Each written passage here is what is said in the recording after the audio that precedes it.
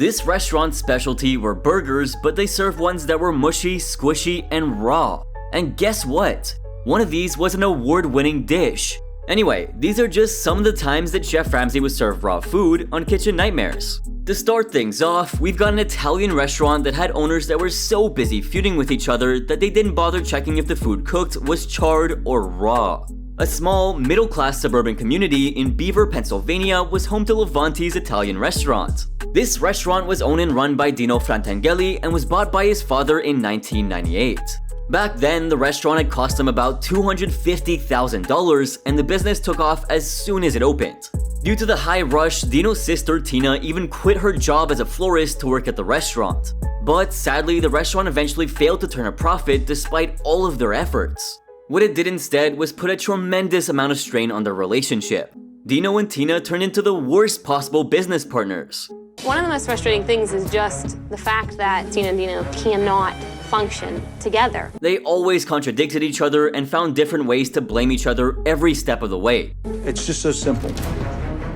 Simple.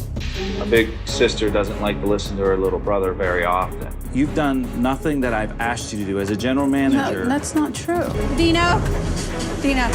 All right. There came a time when Dino was so frustrated that he simply left the restaurant on Tina's shoulders and walked away. But nothing changed when he returned since the siblings still couldn't look past their differences. It's safe to say that a lot must have gone wrong between them since the only way they felt they could fix this was by reaching out to Chef Ramsay. I'm calling out for help.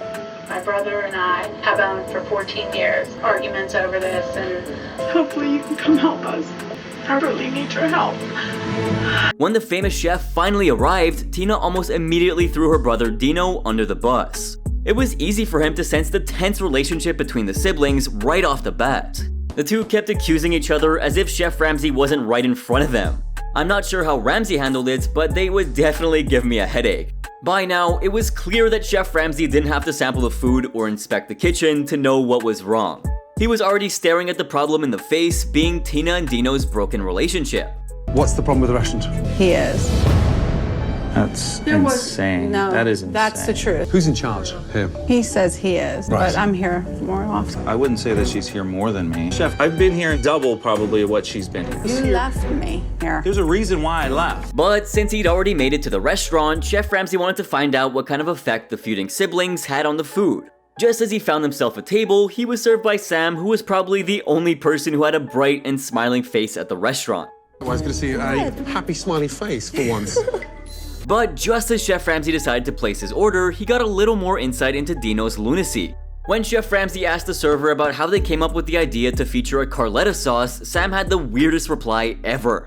It came to him in a dream. Oh, really? While she did reveal that it was Dino's idea, what she said next made Chef Ramsay facepalm. Apparently, the dish was inspired by one of Dino's dreams. Yeah, guys, beat that. I wonder what kind of dishes my dreams would inspire.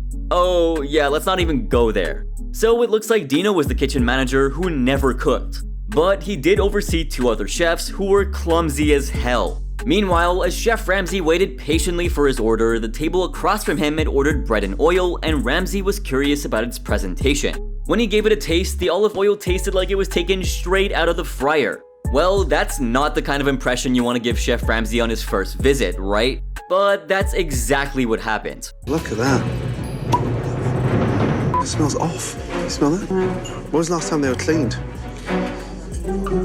Chef Ramsay wanted to clarify what went wrong with the person responsible for the front of house, Tina. But Tina had no idea. When Chef Ramsay found the bottle of olive oil that had a really bad smell, all Tina could do was just shake her head in disbelief. Nice. That's not what you'd expect from a general manager, right? But wait, did Tina even manage anything? Well, you'll find out in just a bit. When Chef Ramsay was looking around, he found a few desserts plated around the corner. While it did look appealing, it didn't feel the same. In fact, it actually felt like a rock. That's how hard it was. Obviously, the famous chef asked Tina about it, and she said that the dessert was probably a few weeks old. So that's just sat there, and you said 2 weeks? No, probably 3 weeks ago. But when Chef Ramsay asked Sam, the server, she said, How long have these desserts been sat here? A couple months. For months? A couple of months, you just told me 3 weeks. No. It was a couple months. Do they stay out all night? Yeah. Chef Ramsay couldn't believe his eyes. If something that was on display was so stale and old, I can't imagine what was happening behind the kitchen's closed doors. Ramsay was already dreading having to taste the food, and just as he expected, the very first dish was wretched. The first dish to arrive was the filet mignon, and when Chef Ramsay tried to cut into it, he noticed that the meat was raw. It was so raw that this was the only comment that Chef Ramsay could make. It's almost like you got a sticky knife in it to kill it. I mean, the thing's still moving. Chef Ramsay also suspected that the steak was frozen. Following this, he was served 2 more dishes, one of which was Dino's dream sauce. Chicken Carlotta Capellini. This is the... Okay, great. That's the dream sauce. This is the dream sauce. Yes. Neither one of the dishes managed to even remotely impress Chef Ramsay, and he even referred to the dream sauce as a nightmare. Well, Chef Ramsay dismissed all of the dishes, especially the one that Dino claimed was inspired by God. But at this next restaurant, a son invested into his father's dream, but things didn't exactly work the way that he had envisioned. Located on 3rd Street in Los Angeles, California, the Burger Kitchen was opened by Alan and Jen Saffron in 2010. But despite being open for over 16 months, the establishment had failed to gather any sort of recognition due to the internal family problems. Looks like Chef Ramsay was gonna have his work cut out for him. Like how the previous entry featured a sibling rivalry, this time around we had something similar. The primary struggle was between the father, Alan, and the son, Daniel. Alan hadn't asked for his son's permission before investing his money into the restaurant, and soon it turned into a burden instead of a blessing. This sadly led to the two getting into a situation where they were losing over $6,000 a month despite the place's great location. Alan also revealed that the restaurant had gone through 20 different sets of employees. Alan was definitely pumped to have Chef Ramsay at the restaurant, but would the famous chef feel the same? You wish. The truth behind all the decisions made in the kitchen will blow your mind. Although the kitchen was run by Chef David Blaine, he wasn't given enough freedom to create anything, and this greatly affected the food quality. When Chef Ramsay was seated, he didn't think twice before placing his order. It was a burger kitchen, so obviously he was gonna sample their burgers. The first one to arrive was the California burger, and while Chef Ramsay asked for his burger to be medium rare, it wasn't even close to that. Bread's just sweet and dough. Bland, tasteless, raw meat, no flavor. While the meat on the inside was a bit too rare to eat, Chef Ramsay still decided to give it a bite anyway. But this next burger, which was supposedly an award-winning burger, destroyed all of his hopes for the restaurant. Since he had just received an undercooked burger, Chef Ramsay was skeptical to try the next one. And so he decided to give it a good look before taking a bite. And this is how it turned out to be. Wow, it's raw. The chef, who had no control over the kitchen, was so dejected that he stormed out of the kitchen, refusing to take any responsibility for the raw burgers. However, this next chef was so confident that he expected Chef Ramsay to praise his dish, but what happened was just the opposite. This is raw. This never comes raw. What's wrong? For this entry, we're gonna head to Mojito in Brooklyn, which specializes in Cuban food.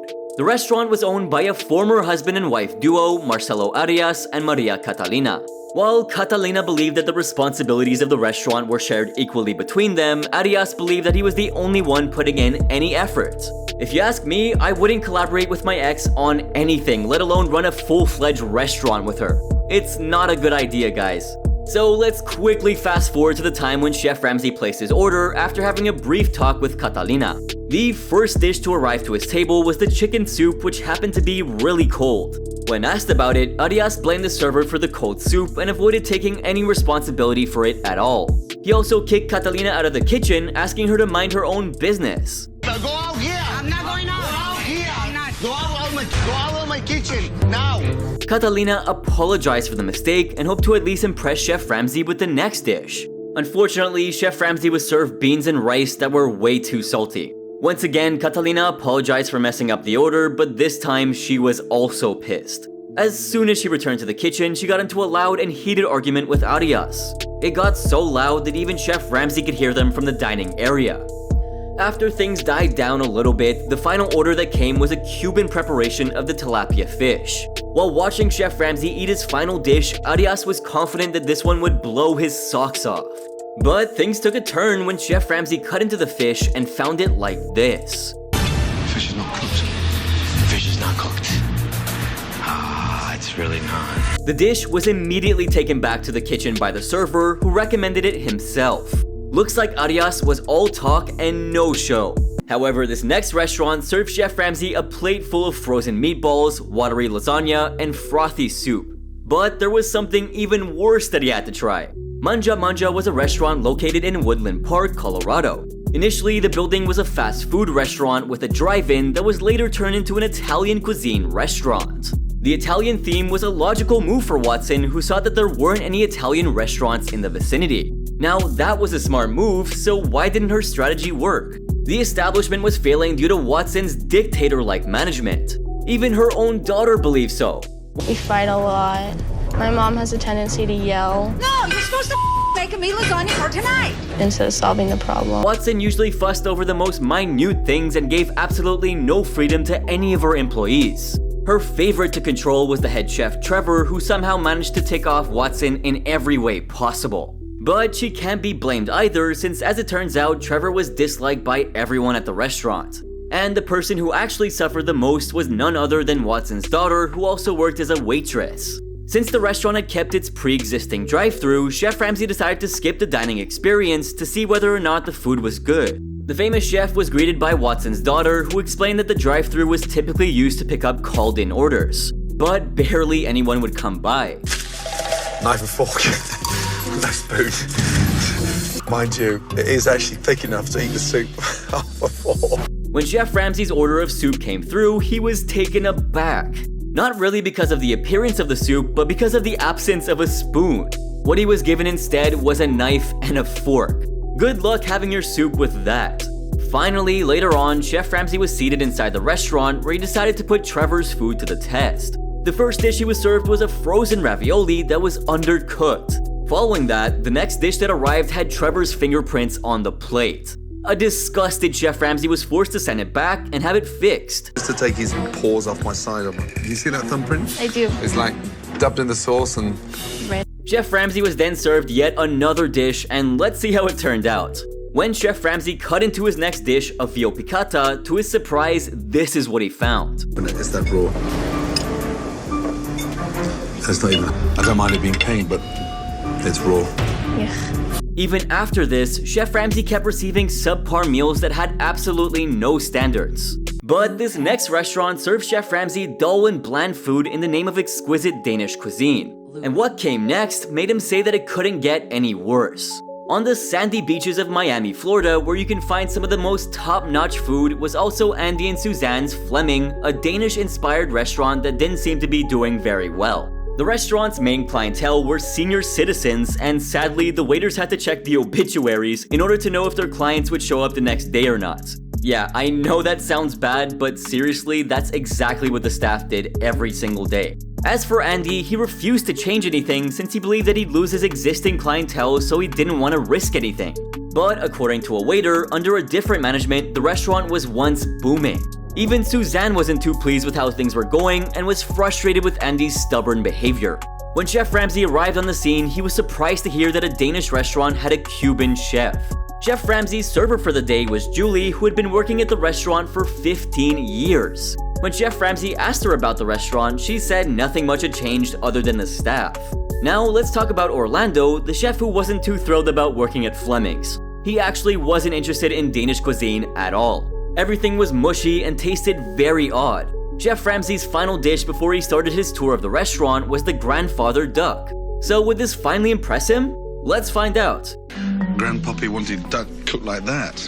Duck. His major concern was about how the duck was cooked, since as it turns out, it was cooked a couple of days prior. That's nasty. A disgusted Ramsay sent back his plate once again before he moved on to fixing things. Gosh, the horrendous things this man has to bear. Now, this next restaurant served soup that tasted like dishwater, but what they did with the lamb was even worse. In the quiet town of Cranberry, New Jersey was a small little French bistro called Hannah and Mason's. The restaurant was co-owned by Chris Posner and Brian Kelly, and the duo had worked under the previous chef/owner for 3 years. But that was until they decided to buy and run it themselves. Kelly was the reason that the restaurant was failing, and even the servers had no fear in calling him lazy. Brian's very lazy.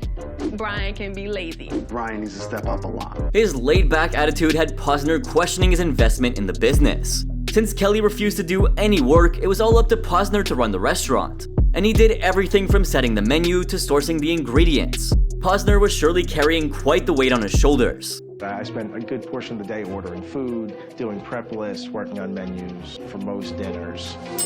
Despite being open for only 3 nights a week, Kelly didn't seem to be very bothered by how much money they were losing and was as carefree as ever. And guess what? You don't have to care about money either, since liking my video and subscribing to my channel is completely free. So why not just do it? With that out of the way, let's see what happened when Chef Ramsay placed an order for baked onion soup, quiche, and a lamb lollipop.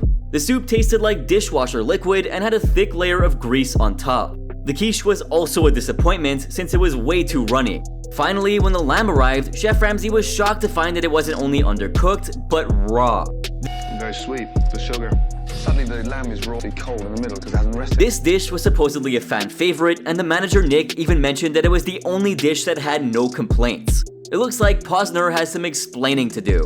So these were the times when Chef Ramsay was served raw food on Kitchen Nightmares. It's mind-boggling how these owners would serve the famous chef raw food. Maybe they did it on purpose to get a reaction out of Ramsay. No publicity is bad publicity, right? Let me know in the comment section down below. Thanks for watching, guys.